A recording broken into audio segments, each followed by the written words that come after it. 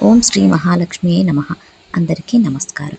మన తెలుగు సంస్కృతిలో అత్యంత పవిత్రమైన పండుగలలో వరలక్ష్మి వ్రతం ఒకటి. శ్రీ మహాలక్ష్మి అమ్మవారి అనుగ్రహం కోసం కుటుంబంలో సుఖశాంతులు, ఐశ్వర్యం, ఆరోగ్యం, సౌభాగ్యం కలగాలని కోరుకుంటూ మహిళలు ఎంతో భక్తి శ్రద్ధలతో ఈ వ్రతాన్ని ఆచరిస్తున్నారు.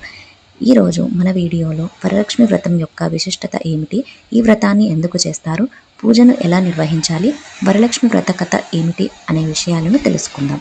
వరలక్ష్మి వ్రతం అంటే ఏమిటి? వరలక్ష్మి అంటే వరాలను ప్రసాదించే లక్ష్మీదేవి అని అర్థం. శ్రీ మహాలక్ష్మీదేవిని భక్తితో పూజించి ఆమె అనుగ్రహాన్ని పొందటానికి చేసే వ్రతమే వరలక్ష్మి వ్రతం. సాంప్రదాయం ప్రకారం ఈ వ్రతాన్ని ముఖ్యంగా శ్రావణ మాసంలోని శుక్లపక్ష శుక్రవారం రోజున ఆచరిస్తారు. ప్రాంతం, కుటుంబ సాంప్రదాయం మరియు పంచాంగం ఆధారంగా పూజా విధానంలో కొంత మార్పు ఉండవచ్చు. ఈ రోజున తెల్లవారుజామునే లేచి ఇల్లు శుభ్రం చేసుకొని ఇంటి ముందు ముగ్గులు వేసి పూజా మందిరాన్ని అందంగా అలంకరించాలి. వరలక్ష్మి వ్రత ప్రాముఖ్యత. వరలక్ష్మి వ్రతాన్ని ఆచరించడం ద్వారా శ్రీ మహాలక్ష్మి అమ్మవారి కృప లభిస్తుందని భక్తుల విశ్వాసం.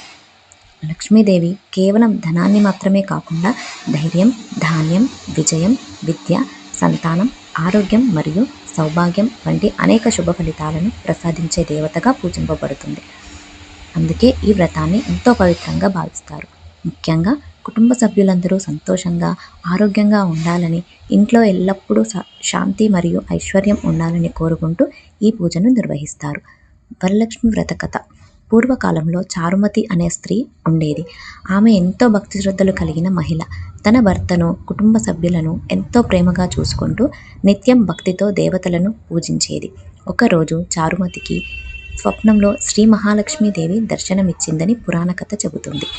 అమ్మవారు ఆమెతో ఇలా చెప్పిందంట: శ్రావణ మాసంలో వచ్చే శుక్రవారం రోజున నన్ను భక్తి శ్రద్ధలతో పూజించి వరలక్ష్మి వ్రతాన్ని ఆచరించు. నీకు మరియు నీ కుటుంబానికి శుభాలు కలుగుతాయి. అమ్మవారి ఆజ్ఞను పాటించిన చారుమతి శ్రావణ శుక్రవారం రోజున భక్తితో వరలక్ష్మి వ్రతాన్ని నిర్వహించింది. ఆమెతో పాటు ఇతర మహిళలు కూడా పూజలో పాల్గొన్నారు. వ్రతాన్ని భక్తి శ్రద్ధలతో పూర్తి చేసిన తరువాత వారికి అమ్మవారి అనుగ్రహంతో అనేక శుభ ఫలితాలు కలిగాయని ఈ వ్రత కథ తెలియజేస్తోంది. ఈ కథలోని ప్రధాన సందేశం ఏమిటంటే, భక్తి, విశ్వాసం, శ్రద్ధతో దేవిని ఆరాధిస్తే మన జీవితంలో మంచి ఫలితాలు కలుగుతాయని. వరలక్ష్మి వ్రత పూజా విధానం. ఇప్పుడు వరలక్ష్మి వ్రతాన్ని సాధారణంగా ఎలా నిర్వహిస్తారో తెలుసుకుందాం. ముందుగా ఇంటిని శుభ్రం చేసుకోవాలి. పూజా స్థలాన్ని శుభ్రంగా అలంకరించి అమ్మవారికి ప్రత్యేకంగా పీఠాన్ని ఏర్పాటు చేసుకోవాలి. పీఠంపై బియ్యం వేసి దాని మీద కలశాన్ని ఏర్పాటు చేస్తారు.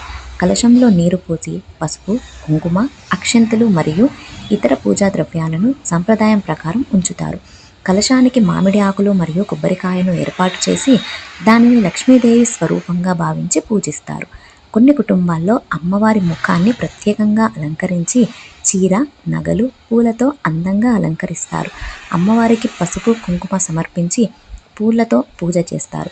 తర్వాత వరలక్ష్మి వ్రత పూజ, లక్ష్మీ అష్టోత్తరం, లక్ష్మీ స్తోత్రాలు వంటి ప్రార్థనలు చేస్తారు. తోరణం యొక్క ప్రాముఖ్యత. వరలక్ష్మి వ్రతంలో తోరణం కూడా ముఖ్యమైన భాగంగా ఉంటుంది.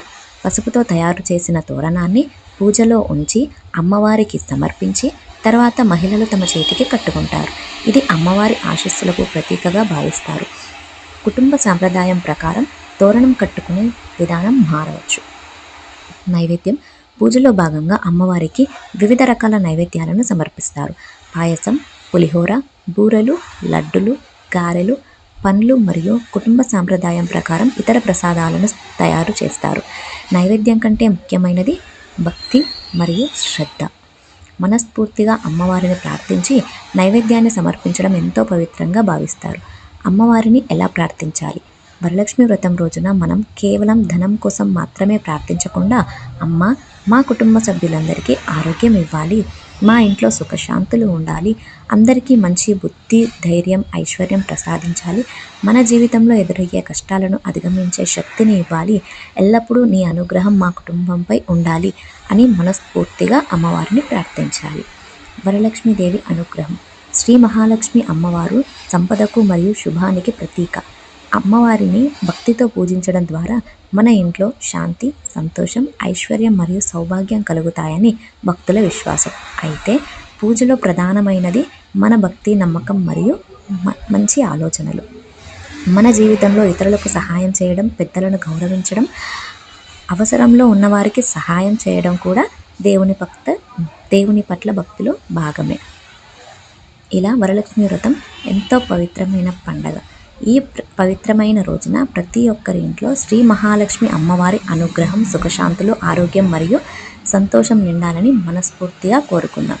శ్రీ వరలక్ష్మీ దేవి మన కుటుంబాలన్నింటినీ చల్లగా చూడాలని ప్రార్థిద్దాం. ఓం శ్రీం మహాలక్ష్మియే నమః. వరలక్ష్మీదేవి ఆశీస్సులు మీ కుటుంబం మొత్తం మీద ఎల్లప్పుడూ ఉండాలని కోరుకుంటున్నాను.